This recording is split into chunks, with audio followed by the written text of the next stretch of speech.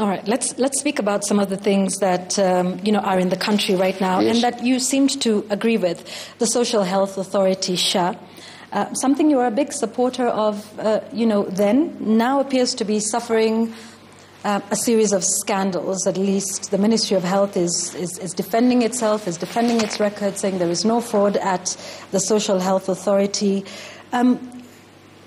You sat there when this was being mooted. What was the proposal? And do you think, in hindsight, that initially I supported. Yeah. What was the idea that you supported? We had committed. Yeah. We had committed in our manifesto to improve on NHIF and actually make it available to every Kenyan. And in fact, we promised to reduce the payments for elderly people from 500 shillings to 300.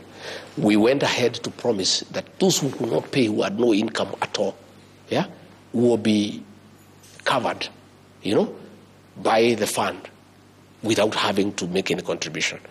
Those are the things that we did. So when we came in, we got the former CS for Roads, Kamau, to come and chair the board of NHIF. And he started on a process of how to reform it and make it better. And proposals were done, and it was agreed they needed to improve the system at a cost of about 800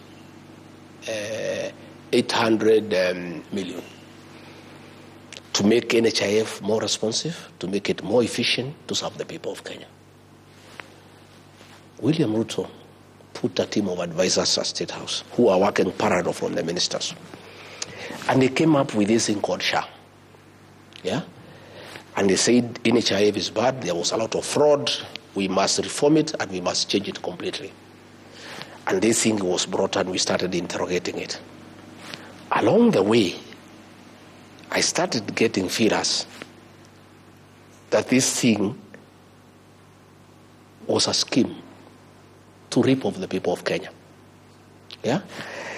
And they proposed that we create a new system that will cost 104 billion Kenya shillings.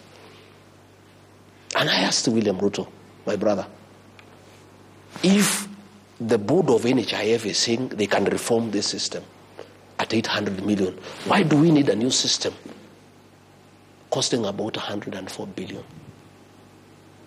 He said, no, we will do it this way. This thing was forced. That's why you had an MP say, we pass SHA for you. This thing was pushed by William Ruto. This 104 billion, Yvonne, is pure theft of public funds. It's the biggest rip-off in the history of independent Kenya. This system does not exceed 1 billion shillings.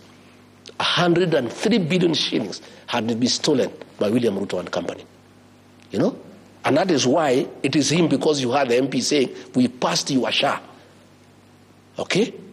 And that is why he was saying when he was in Sagana, explaining why we differed. Oh, did you ever hear Rigathi defend the health system? Did you ever hear him defend the education system? Did you ever hear him talking about the housing program? I told him, give me a break. I cannot defend corruption. I said, Mr. President, excuse me, forgive me. I could not help you to defend SHA. This is outright theft of public